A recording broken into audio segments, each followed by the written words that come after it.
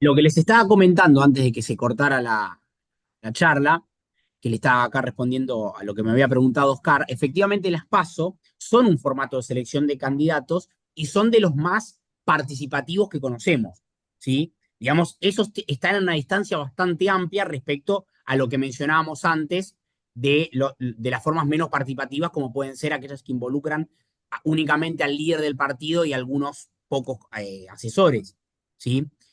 ¿Por qué son más participativas? Porque incorporan un factor importante que es la participación ciudadana. ¿Sí? En las PASO, primero que es una interna, no las PASO, ¿sí? En el cual los partidos presentan un candidato que se someten a elecciones. Ahora, dentro de las internas encontramos dos grandes grupos. Las internas cerradas, en las que participan únicamente los afiliados del partido en cuestión, o las primarias o internas abiertas, en las cuales participan los afiliados y no afiliados. Bueno, dentro de las internas abiertas se encuentran las PASO, ¿sí? Que tienen la característica, además de ser abiertas, son simultáneas, es decir, que se dan para todos los cargos al mismo momento, ¿sí? Entonces, es importante tener en cuenta esto porque Argentina, antes de las PASO, tenía formatos menos participativos de selección de candidatos. Y ahora los tiene más, más participativos, que son las PASO. Si seguimos adelante en el tiempo, y ya vamos al propio sistema, al propio acto electoral en sí, tenemos otras variables. Una ya la mencionamos anteriormente, que era la magnitud de la circunscripción, que ya nos explayamos al respecto.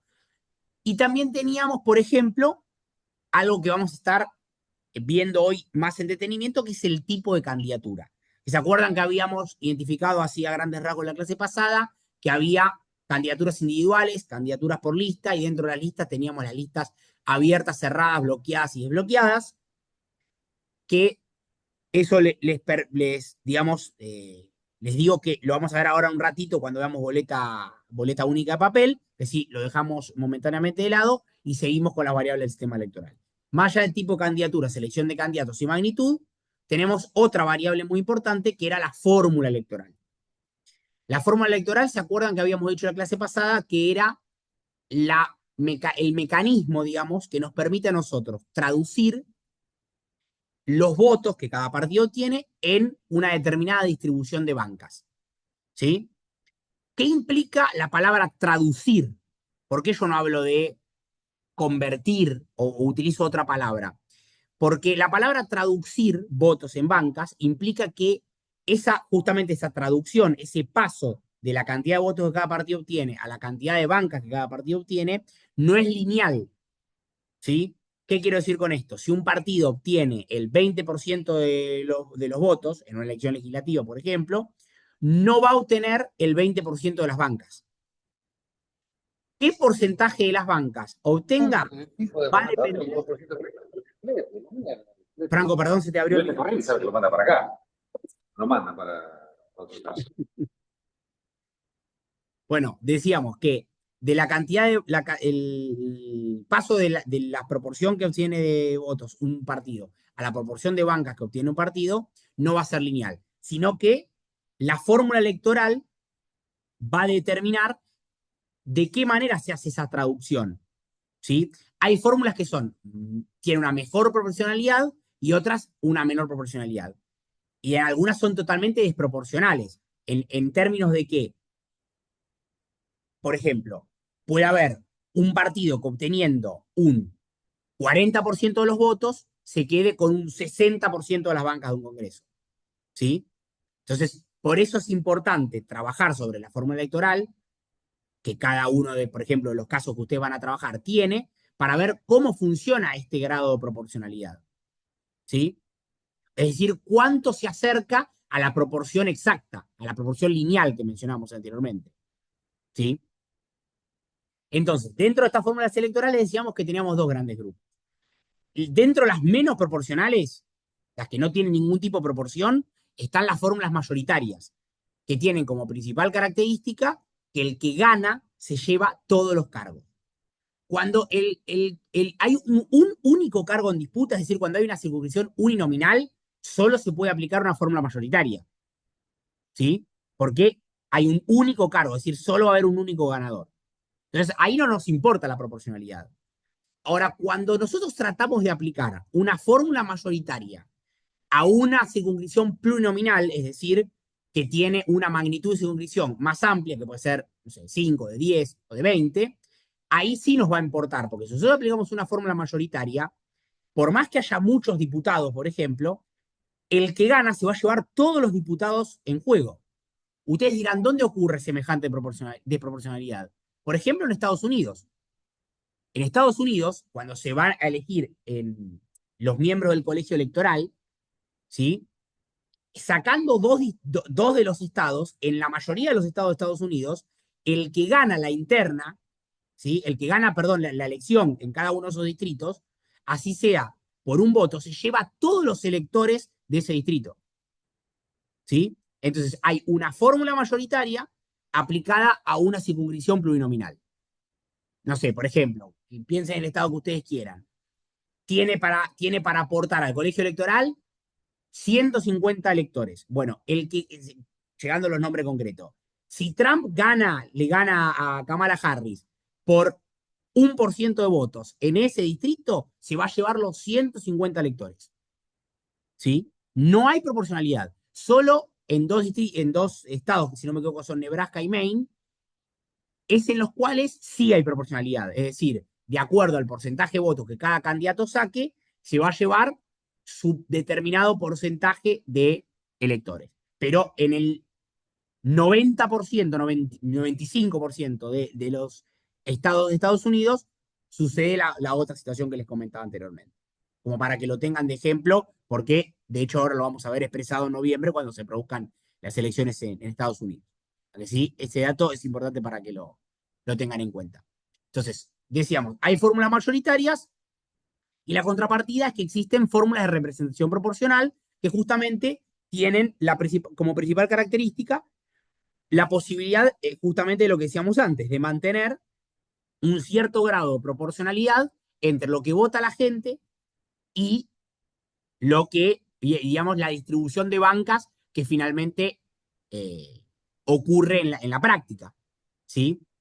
¿Qué ventajas o desventajas puede tener una u otra? Bueno, la fórmula mayoritaria, las fórmulas mayoritarias van a tener como principal ventaja que van a generar escenarios de mayor gobernabilidad.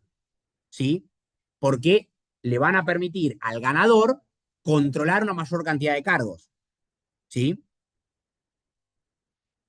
Las fórmulas de representación proporcional, por el contrario, van a tener una mayor debilidad en el punto de la gobernabilidad. Pero como contrapartida van a tener como ventaja que son más representativas. Es decir, permiten que más partidos participen, por lo tanto se fragmenta la representación, y eso tiene justamente como punto contrario que para el partido de gobierno es más difícil llegar a consenso, porque hay más partidos con los cuales discutir. ¿Sí? Piensen ustedes, para llevar a dos ejemplos concretos, cómo lo vimos en ejemplos que ya trabajamos. En Gran Bretaña hay un sistema o una fórmula electoral mayoritaria. ¿Sí? Entonces, fíjense que nosotros tenemos en el Congreso un bipartidismo. Ahora, en Alemania, como lo veíamos la clase pasada, tenemos un factor de proporcionalidad, que es el sector derecho de la boleta, ¿se acuerdan? Bueno, eso permite que en la Cámara de Diputados, digamos, que sería la Cámara de Diputados de Alemania, tengamos más partidos representados. Y se acuerdan que nosotros ya no hablábamos de bipartidismo en Alemania, sino que hablábamos de un sistema de partidos de pluralismo moderado y limitado, y por lo tanto ya no hablábamos de gobiernos monocolor, sino de gobiernos de coalición. Fíjense cómo el sistema electoral va a tener un impacto directo en el sistema de partidos del cual estamos hablando. ¿Sí? ¿Se entiende esta diferencia? Sí, profe. Bien. Bueno, entonces, decíamos, selección de candidatos, magnitud de la circunscripción, tipo de candidatura, fórmula electoral, y el quinto elemento que no por ser último es menos importante, es el umbral o barrera electoral. ¿Sí? Que nosotros la clase pasada lo habíamos definido como la cantidad de votos o el porcentaje mínimo de votos que un determinado partido tiene que obtener para poder acceder al reparto de cargos. ¿Sí? Evidentemente, cuanto más alto sea ese umbral o esa barrera, más difícil va a ser para los partidos superarlas y por lo tanto, menos partidos van a estar representados en, por ejemplo, el Parlamento. Por ejemplo, para citarles algún ejemplo, Argentina tiene un umbral electoral que es el de las PASO, 1,5%. Es un umbral relativamente bajo, lo cual permite que varios partidos puedan ingresar, pero como ustedes pueden evidenciar en varias de las últimas elecciones, hay varios partidos que quedan afuera. ¿Qué impacto tiene esto? En principio reduce la oferta electoral, si hay menos partidos que compiten eh, en la elección digamos, definitiva, y por otra parte impulsa el armado de coaliciones, porque hay partidos que antes competían solos, que se ven obligados a aliarse entre sí para poder superar ese umbral. Entonces tiene un doble efecto en ese sentido. Vamos a un umbral más alto, el 5% en Alemania. El umbral del 5% en Alemania deja mucho más partidos afuera y por lo tanto va a permitir que Alemania tenga un pluralismo limitado. Es decir, que tiene varios partidos, pero ese número de partidos no es tan elevado. ¿Se acuerdan que decíamos que el pluralismo limitado se caracterizaba por tener entre 3 y 5 partidos? Lo cual le permite formar gobiernos de coalición estables. ¿Sí?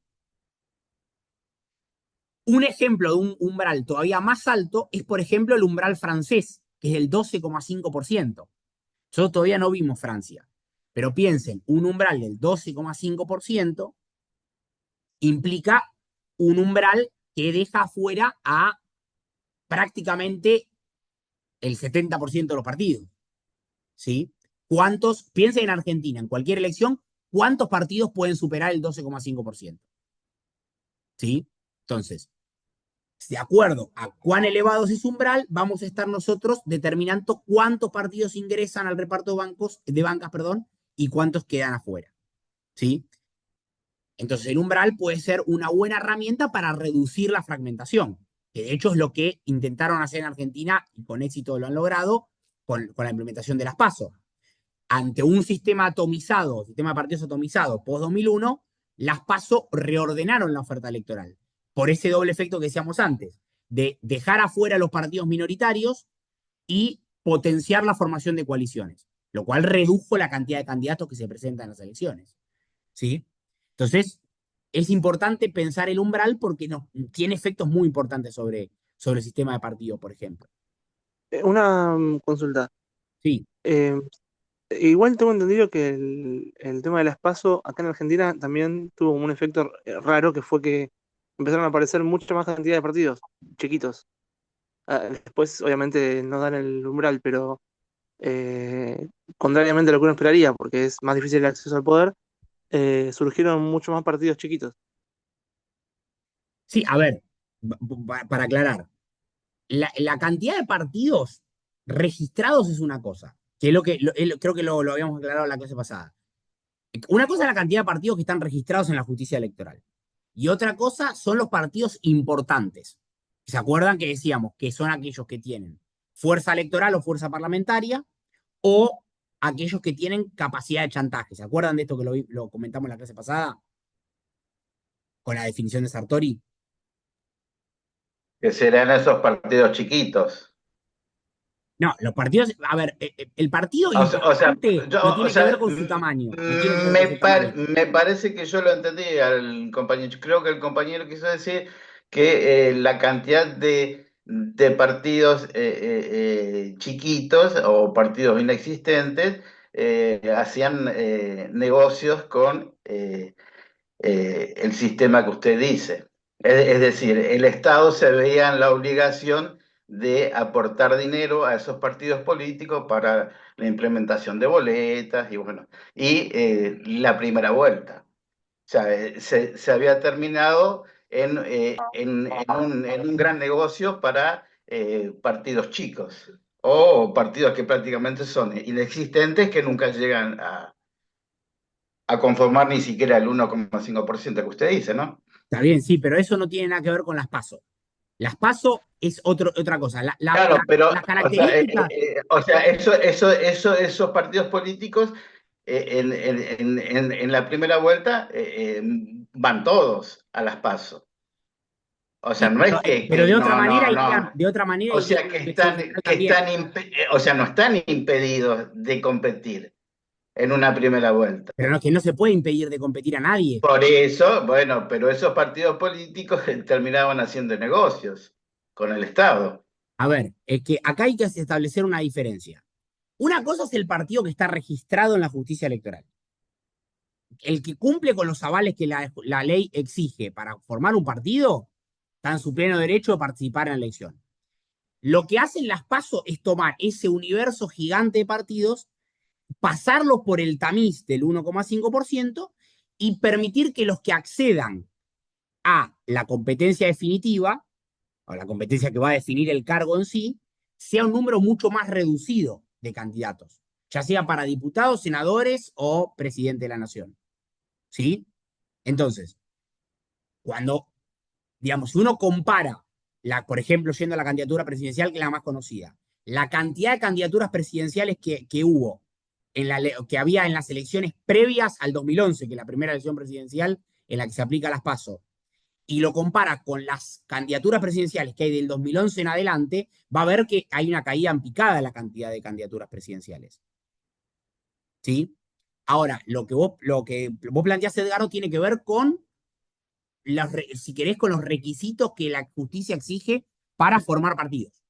Son dos cosas distintas. Nosotros acá lo que estamos viendo es qué partidos acceden a, digamos, a la competencia definitiva. No qué partidos se forman o dejan de formarse. De todas maneras, igual, en la misma ley digamos, que impuso las PASO, se modificaron algunas cuestiones que dificultaron justamente la formación de partidos, no la facilitaron. Por ejemplo, se exigió un número más elevado de avales, de cantidad de afiliados, digamos, por distrito para formar partidos. Se exigió, por ejemplo, que para presentar candidaturas nacionales, por ejemplo, para presidente de la Nación, hay que tener una representación mínima en 5 provincias. ¿Sí? ¿Qué permite eso? Que, por ejemplo, o qué busca evitar eso, que, por ejemplo, un partido que tiene representación solo en Córdoba, por ejemplo, presente un cargo nacional. ¿Sí? Entonces, eso ¿qué permite? Que existan partidos más fuertes a nivel nacional. Es decir, que para que puedan acceder a presentar una candidatura presidencial, al menos tenga que tener representación en 5 provincias, lo cual lo dificulta más respecto a la situación anterior, donde cualquier partido podía presentar un candidato a presidente. ¿Sí? No sé si se entiende esta diferencia entre la cantidad total de partidos y los partidos que efectivamente podríamos definir como competitivos, que pueden efectivamente acceder a esa competencia definitiva. No sé si fui claro con esta aclaración. Sí, sí, totalmente. Sí, sí. Perfecto, bueno, entonces, habiendo, digamos, hecho si se quiere, un somero repaso, porque no fue muy extenso, pero un pequeño repaso de lo que son las variables del sistema electoral, podemos sí enfocarnos a ver particularmente la variable que me parecía más interesante para detenernos, que es la variable del tipo de candidatura, ¿sí? Que tiene que ver directamente y de manera concreta con el instrumento de votación. Que esa es una primera aclaración que nosotros tenemos que hacer cuando estamos hablando de esta reforma que se hizo con la implementación o que va a ser la implementación de la boleta única de papel a nivel nacional. Que la primera aclaración que les quiero hacer es que nosotros no estamos experimentando ni vamos a experimentar una transformación total del sistema electoral, sino que vamos a estar experimentando un cambio en una pequeña parte del sistema electoral, que es el instrumento de votación. Cuando digo pequeña parte, no digo que sea una parte poco importante, al contrario, va a tener muchos efectos el cambio en el instrumento de votación. Pero no estamos cambiando nada respecto, por ejemplo, a las magnitudes de la selección de candidatos, no estamos cambiando nada respecto a la fórmula electoral, no estamos cambiando nada respecto a todas las otras variables. Con lo cual, no hablamos acá de un cambio general del sistema electoral, sino un cambio meramente del instrumento de votación. Generalmente, cuando se habla de reforma política o reforma electoral, generalmente vamos a estar hablando de un cambio en una parte del sistema electoral. Por ejemplo, cuando se implementaron las PASO, también se habló de la reforma política. No existe tal cosa como la reforma política. Fue una reforma en la selección de candidatos. ¿Sí? Bueno, lo mismo ocurre para esto. Estamos modificando o estableciendo una transformación en el instrumento de votación. Entonces, por eso yo les mencionaba que es importante que nosotros veamos o pensemos, o repensemos, mejor dicho, esto del tipo de candidaturas. Esperen que les preparé una cosita para que vayamos viendo, a ver si las podemos abrir. A ver. ¿Ahí ven? ¿Se ve en pantalla? Sí, profe. Sí, profe. Pero bueno, me fue para atrás. Ahí está. Bueno, como bien dice esta primera diapositiva, les traje esto porque me parece que va a ser un poquito más fácil que lo podamos ver y más entretenido, sobre todo, que lo más importante. Entonces, primero, entender que nosotros estamos transformando, como decíamos antes, ese instrumento de votación, es decir, vamos a estar trabajando sobre el tipo de candidatura. ¿Sí? Que se acuerdan en un somero repaso que teníamos dos tipos de candidaturas, que eran las candidaturas por lista y las candidaturas individuales. ¿Se acuerdan que decíamos que cuando hablábamos de candidaturas individuales teníamos una boleta donde figuran todos los candidatos de los partidos, ¿sí? Y en el cual, dentro de esa única boleta, el elector va eligiendo qué candidato le gusta. ¿Con qué distritos, volviendo a lo que decíamos en la primera parte de la clase, con qué distritos va, por lógica, mejor la candidatura individual? Con los distritos uninominales. ¿Sí? Donde, por ejemplo, elegimos presidente. Yo les traje como ejemplo, por ejemplo, una candidatura individual famosa que es la forma que se elige presidente en Venezuela. ¿Sí? Donde nosotros tenemos en esta única boleta, una boleta vieja, como verán, del año 2012, no me actualicé demasiado, pero sirve de ejemplo de todas maneras. Ustedes tienen en una misma boleta Estamos hablando de boleta única, ¿no? candidaturas individuales, sí. Pero boleta Ya, es decir, única. las candidaturas individuales van con boleta única, efectivamente, sí. Ok. O sea, es una única boleta, una boleta común para todos los candidatos, en donde están las caras y los partidos de cada uno de los candidatos que, en este caso, por ejemplo, disputan la presidencia de la Nación en Venezuela. ¿Por qué verán ustedes que se repiten las caras? Bueno, las caras se repiten porque hay varios partidos que en este caso presentaban el mismo candidato presidencial. Eso dependerá en otro punto si se permite que esto ocurra o no, o que tenga que haber un candidato por partido, ¿sí? Distinto. Entonces, candidatura individual digamos, están vinculados directamente a las circunscripciones uninominales, donde elegimos un único cargo en disputa. Entonces, tenemos una boleta común para todos los partidos, en la cual están las candidaturas individuales justamente de cada uno de los postulantes para el cargo en disputa. Las listas. A diferencia de las candidaturas individuales, las listas te implican una variedad de boletas separadas, como bien lo dice ahí en la diapositiva. El elector, en lugar de encontrarse con una única boleta, se va a encontrar con varias boletas, ¿sí? Cada una de las cuales representan a un partido, que es como votamos en Argentina hasta el 2023, ¿sí? Cada partido presenta una boleta. Pequeña aclaración en Argentina. Cuando ustedes ven la boleta larga en Argentina, ¿sí? Al menos, perdón, los que, por ejemplo, votamos en la provincia de Buenos Aires o en la ciudad de Buenos Aires, tenemos la boleta larga.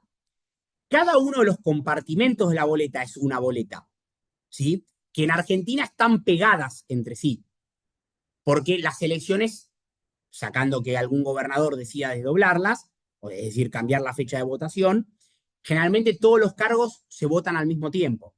Entonces uno tiene una boleta para presidente, después tiene una boleta para senador, si es que esa provincia justamente vota senador en ese turno electoral, una boleta pegada al lado para diputado, y después seguirá gobernador, diputados provinciales, senadores provinciales, intendente y concejales. ¿Sí? Eso sí, como les decía recién, no hay modificación del instrumento de votación a lo largo de toda la cadena territorial. ¿Sí? Como por ejemplo ocurría hasta el 2023 en la provincia de Buenos Aires. ¿Sí? Entonces, cada partido presenta esa boleta y nosotros como votantes lo que tenemos la posibilidad es de elegir una de esas boletas. ¿Sí? Ya no elegimos un candidato. También. Sí, Ivana, sí. Y que también tenemos la posibilidad de cortarlas y elegir candidato por candidato. Bueno, claro, pero por eso hacía la aclaración. Vos lo que cortás es para separar una boleta de otra, porque las boletas en Argentina están pegadas. Repito, Exactamente. cada compartimento de la boleta grande es una boleta individual. Claro, y son cargos En distintos. lugar de presentártelas separadas entre sí, te las presentan todas juntas. ¿Sí? Pero cada vez que vos encontrabas hasta 2023 línea de puntos para cortar, eso Claro. implica que pasas de una boleta a otra boleta. Claro, lo que separada sería mucho más transparente. Y que es que lo que tendría que ser, ¿no? Porque uno trata de buscar transparencia. Y en ese caso no existe la transparencia ¿Por qué no existe la en la transparencia? provincia de Buenos Aires. Y porque la ¿Por qué no? gente no, porque la gente no va con su tijerita al acto eleccionario, al menos en la provincia de Buenos Aires, ¿no? No, está bien, pero a ver, vuelvo a lo O que sea, si vamos a hablar de realidades, la gente no anda con una tijerita en el acto eleccionario. La provincia de Buenos Aires, bueno, es así, es una cuestión muy particular de ustedes, ¿no? sí, pero lo que yo quería comentar es que los distintos instrumentos electorales, en este caso las boletas, si van separadas o juntas, tienen un efecto u otro efecto, de acuerdo a lo que uno haga. Esos efectos no tienen un juicio de valor, ¿sí? A lo que voy es que haya un instrumento de votación que favorezca el corte de boleta no es ni bueno ni malo, favorece el corte de boleta. Por ejemplo, ahora vamos a ver más adelante, la boleta única de papel efectivamente favorece el corte de boleta. Eso tiene implicancias positivas para algunas cosas e implicancias negativas para otras. No existe tal cosa como esto es mejor que lo otro, ¿sí?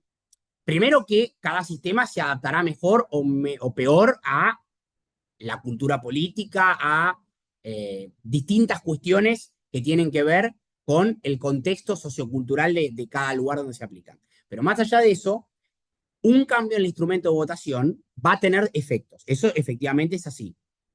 Pero esos efectos pueden ser analizados desde distintos puntos de vista.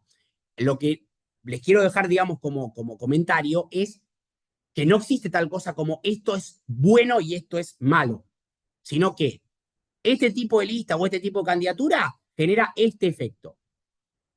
Tendremos que pensar nosotros, como actores políticos, como analistas, como lo que seamos, si esos efectos nos convienen o no nos convienen. ¿Sí?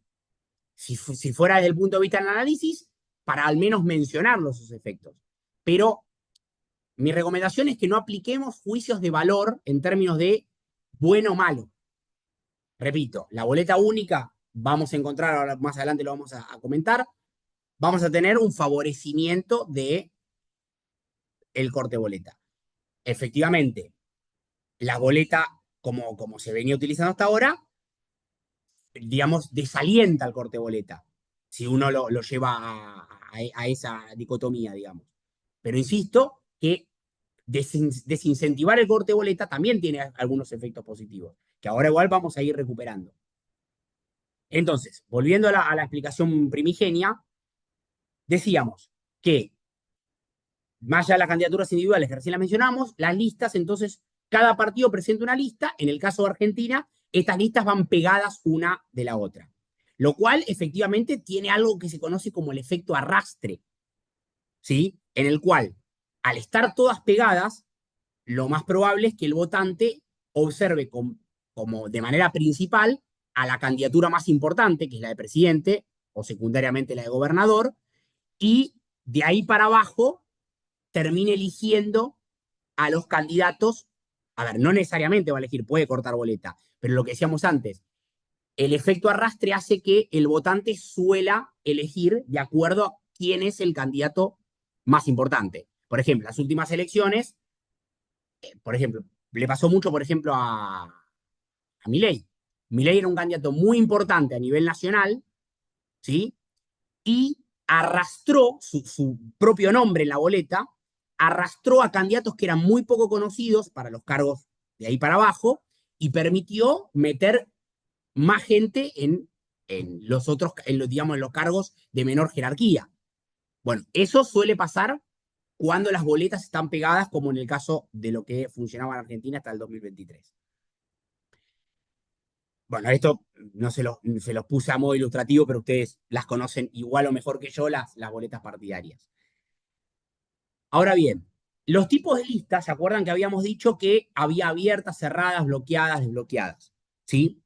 Que implicaba, o sea, la diferencia entre unas y otras tenía que ver con la posibilidad que el votante tiene de establecer una modificación o no sobre la boleta. ¿Sí? Cuando hablamos de una boleta cerrada, quien define los postulantes que van a estar puestos ahí en la boleta son los partidos. ¿Sí? Y por lo tanto, como ocurre en Argentina, el votante no puede establecer ningún cambio en la boleta. Por eso hablamos de boleta cerrada y bloqueada en la Argentina. ¿Sí? Es decir, es cerrada porque los partidos te tiran una lista de candidatos, digamos, prefijada. Y es bloqueada porque yo como votante no puedo hacer ningún cambio en esa lista. ¿Sí? Tengo que votar a todos los candidatos así como está. Si yo, por ejemplo, voto al peronismo, voto a todos los candidatos que el peronismo me postula para la provincia de Buenos Aires, por ejemplo. No puedo establecer ningún cambio. Bueno, así es como se vota en Argentina hasta el momento. La lista cerrada y desbloqueada, como ahí lo puse para que lo tengan diferenciado, tiene la primera característica que decíamos recién, en el cual los partidos presentan una lista, ¿sí? Pero ahí sí puede el votante el carácter de desbloqueada implica que el votante puede establecer un orden de candidatos. Es cerrada porque el partido me da una lista, por ejemplo, en la provincia de Buenos Aires, del 1 al 35 de candidatos a diputados. ¿Sí? Pero si esta fuera además desbloqueada, yo podría seleccionar un orden entre esos 35 diputados. Es decir, elegir que el que está en el puesto 10 vaya al puesto 1, el que está en el puesto 11 vaya al puesto 3, y así sucesivamente. ¿Sí? Entonces, el partido me da una lista prefijada, pero yo puedo establecer un orden. ¿Sí? Ahora, cuando la lista es abierta, directamente yo puedo hacer prácticamente todo en la lista. Puedo cambiar el orden, puedo tachar nombres que no me gustan, puedo, incluso en las más abiertas de todos, puedo incluir nombres en la lista. ¿Sí? Imaginarán que estos últimos casos no son tan frecuentes, pero existen. ¿Sí? Entonces, para que les quede en términos generales la definición, cuando la lista, cuanto más cerradas y bloqueadas son las listas, menos posibilidad tiene o nula posibilidad tiene el votante de establecer un cambio sobre la lista que el partido le presenta. Cuando las listas son abiertas, puede establecer todos los cambios que le permita la ley. Y como les decía recién, en algunos casos tienen que ver con orden de preferencias, en otros tienen que ver con tachadura de candidatos que no me gustan, o puede ser incluso las listas más abiertas, incluir justamente la inclusión, valga la redundancia, de candidatos que no estaban en la lista que me otorga el partido. ¿Qué efectos tiene esto sobre los partidos? Bueno, cuanto más cerradas y bloqueadas sean las listas, efectivamente más poder van a tener los partidos y por lo tanto sus líderes. ¿Sí? ¿Por qué? Porque el partido retiene en su poder la potestad de presentarte una lista de candidatos que vos no puedes modificar. En cambio, las listas abiertas debilitan a los partidos en su poder. ¿Por qué? Porque justamente ocurre la situación contraria. El partido pierde esa capacidad de presentar una lista prefijada de candidatos y esta queda más bien en manos del ciudadano. ¿Sí? Entonces, fíjense cómo juegan estos ejemplos en lista cerrada y bloqueada respecto a las listas abiertas. ¿Sí? Entonces, bueno, acá tenemos un repaso de lo que mencionamos anteriormente. Primero, lo que mencionamos anteriormente, las candidaturas individuales van mejor con los distritos uninominales, debilitan el poder de los partidos, y yo les mencionaba anteriormente, creo que creo que esto no lo mencioné, tienen un efecto sobre la personalización de la política, por una cuestión lógica. Si ustedes veían la boleta venezolana, ven que el votante está eligiendo una cara acá, está eligiendo una cara. Entonces, importa más el candidato que el partido al que el candidato representa.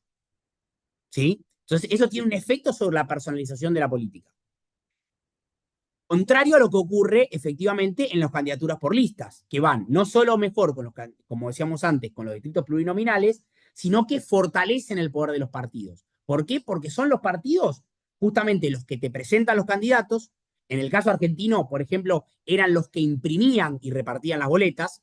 Fíjense si esto no implicará un poder para los partidos. Y finalmente también vos estabas votando hasta 2023 una lista partidaria. ¿Sí? Hay una lista que representa un partido y que tiene varios candidatos. ¿Sí? Entonces, cuando estamos pensando tipo de candidaturas, tenemos que tener en cuenta estos efectos porque van a estar en juego constantemente a la hora de, digamos, si nosotros queremos, por ejemplo, como les decía antes, desde el punto de vista de un analista político, ver cuáles son los efectos para predecir efectivamente qué puede llegar a ocurrir respecto a los resultados. Facundo, Sí, Oscar. sí, consulta. Pero en los partidos políticos, Sí. ¿le existe que sea tan abierto o se ha dado casos así de partidos No en que Argentina, no en Argentina. están Mira, un abiertos? ejemplo que se me ocurre así a simple vista es, por ejemplo, la boleta australiana. La boleta australiana te permite, por ejemplo, elegir el orden de preferencias. Si querés un país grande que aplica un sistema con lista abierta. Pero eso es Entonces, porque el partido se siente seguro, confiado de que hay una gran creencia en ese partido, por eso lo hacen tan abierto. a ver, en el caso de Australia no es tan abierto, porque solo te permite elegir orden de preferencias, no te permite ni tachar ni agregar. No es tan abierto. ¿Tiene una apertura mayor a la Argentina? Sí, pero no es el mayor nivel de apertura. ¿Sí? A ver, puede tener que ver digamos, con la historia de los partidos, sí. A ver, eso implicaría analizar de manera más concreta el contexto sociocultural de Australia. Sí es cierto que le da mayor poder al ciudadano, puesto que le permite elegir de acuerdo a sus preferencias, ¿sí?